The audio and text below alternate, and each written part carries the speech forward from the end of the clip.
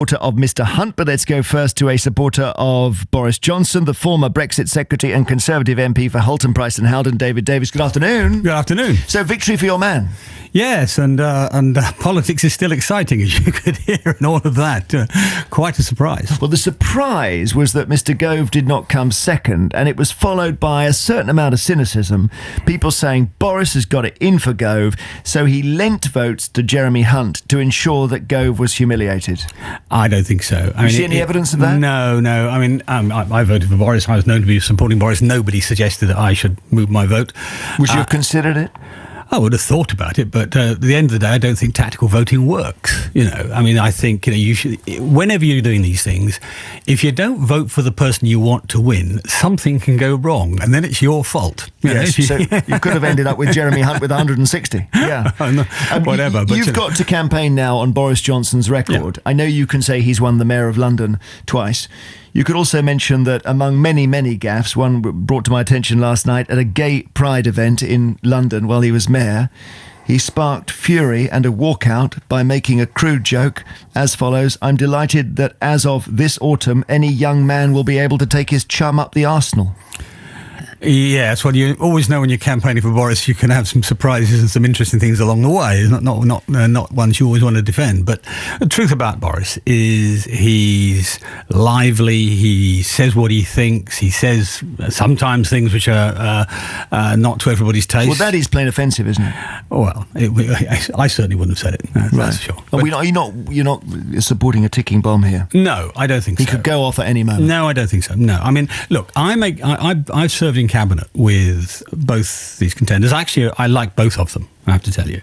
But the thing I know about Boris is that on the first issue of the day of Brexit, he was rock solid throughout the time. Probably the only person, maybe one or two others, but nearly the only person in cabinet who was absolutely rock solid on the issues, on what we had to fight over, on holding our ground and so on. Is that right? Because what we hear, David, is that he wrote two pieces for the Telegraph, one saying I back Brexit and one saying I back Remain. Well, that was way before the referendum he campaign, did do it, when though. he was making up his mind. Well, look, I sit down sometimes. I mean, when I resigned from the cabinet over Brexit, I took 2 days. I thought about it for, well, actually more than 2 days, but 2 whole days between the point of effectively deciding and actually doing it. And there's a reason for that.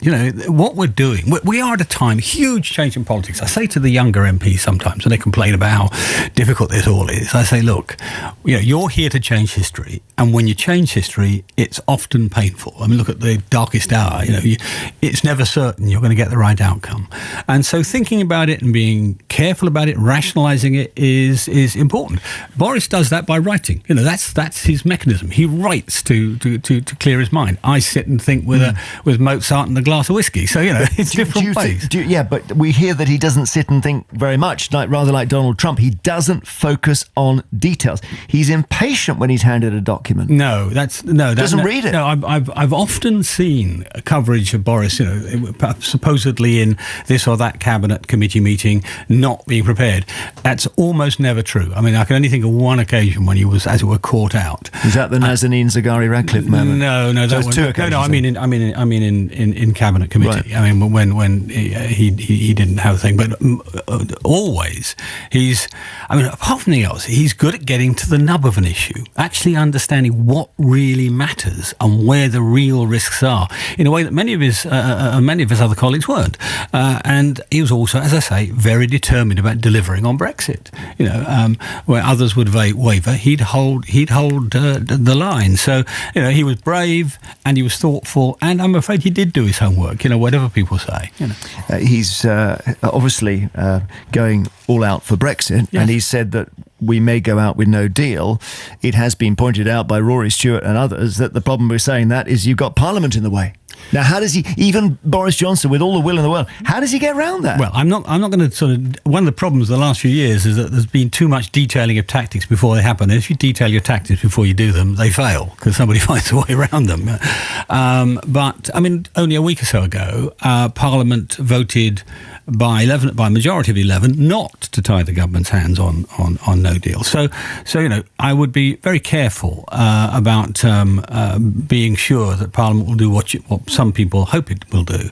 The simple truth is, Boris is fixed on the fact, as am I, that the people expected us to leave on March 29th, and they expressed in pretty firm terms what they thought about us not leaving in the European election, which was the appropriate thing for them to do. Well, they voted Lib Dem in large numbers. They voted Lib Dem in some numbers. They voted Brexit in very large numbers. Okay, point taken. And that's the point. And it was. And I know from my own constituency, there were some Remainers who voted that way because they just thought we'd not done what was the democratic will of the people, and it's our duty to deliver. And he will pull us out then on October the 31st. Even if there's no deal. Yeah, I think he really will. Yes. Yeah. Okay. But bear in mind, the very fact you do that makes a deal more likely, because one of the things we didn't do throughout all of this, I said the important time is in the negotiations, the last few months, because that's when the pressure will come on everybody else. We never put that pressure on the Europeans when it was even getting close. The Germans, the French, German industry, French industry, a number of governments were beginning to say, we better think again. We are told there were 4 calls from Angela Merkel to Mr. Varadkar to try to get him to move on Ireland. So there's a whole series of indicators that pressure will work. Back to Boris. 2016 it was when he stood for the leadership, and then this happened. Let us seize this chance and make this our moment to stand tall in the world. That is the agenda for the next Prime Minister of this country. But I must tell you, my friends, you who have waited faithfully for the punchline of this speech, I have concluded that person cannot be me. This was one of the most bizarre recent events in politics, I was in the room. Yes, you were. All his supporters were in the room, Nadine Dorries and so on, all waiting for him to say, OK, here's what we're doing. He pulls out. People are slack-jawed. They didn't expect it. And he pulls out because Michael Gove says this guy can't run a whelk stall. Now, the worry is Gove was right.